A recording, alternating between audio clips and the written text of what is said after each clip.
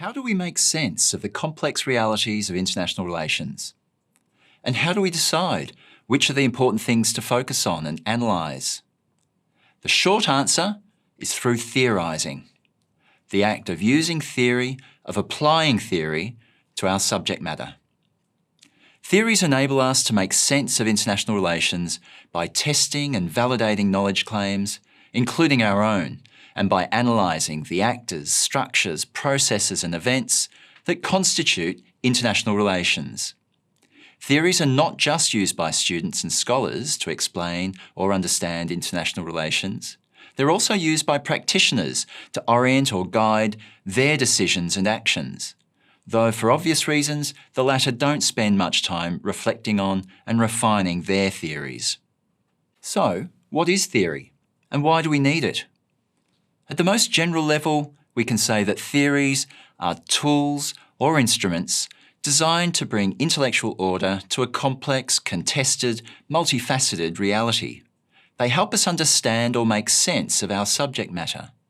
In short, we need theory to make international relations intelligible and to attain deeper insight. But if we want to make sense of a complex reality, it may not be enough simply to observe things or to rely on our sense experience. Facts don't speak for themselves. They require us and our theories to put them in a meaningful context before they can speak. When confronted with the dizzying array of facts, events, processes, actors and so on that make up international relations, how do we determine who or what matters? To which facts should we direct our observing gaze? Different theories, like tools, offer different purchase on their object and result in different outcomes. So depending on what you're interested in analysing, you'll need to think carefully about the right tool or theory for the task. Some theories aim to generate explanations and interpretations of events.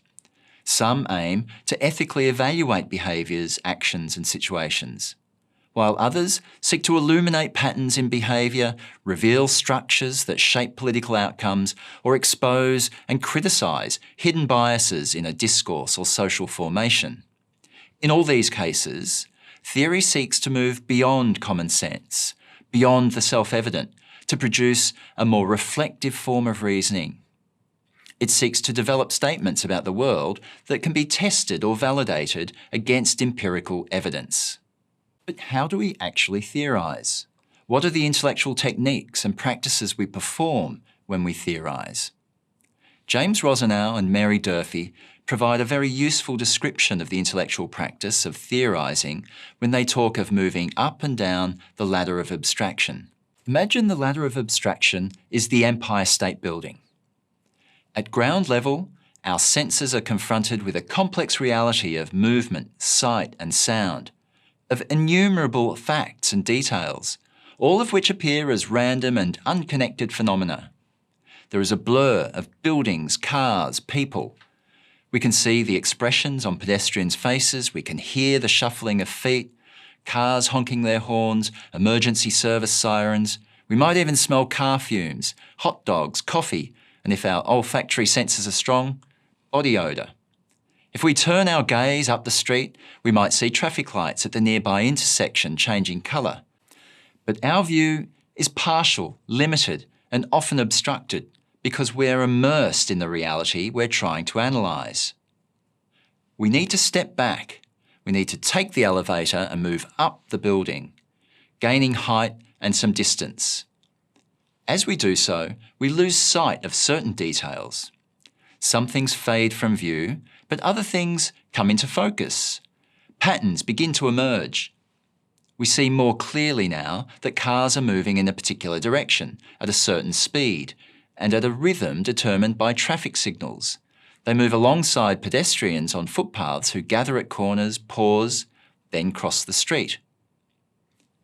By moving up the ladder of abstraction, we're clustering phenomena at a different level, refocusing our vision, and obtaining a different perspective or standpoint on reality.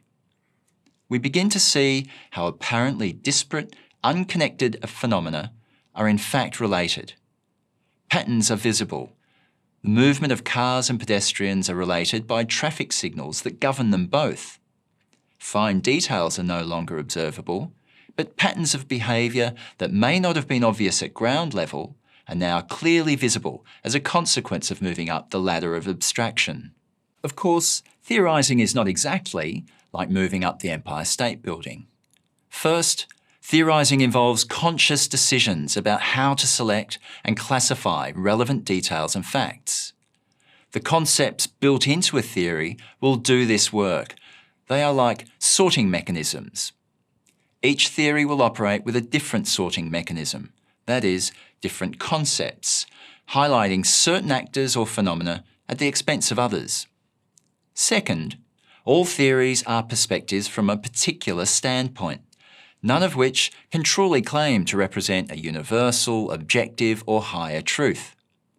Moving up the ladder of abstraction is what all theories do, but none can claim to attain a total or universal perspective. In sum, each theory of international relations presents a standpoint.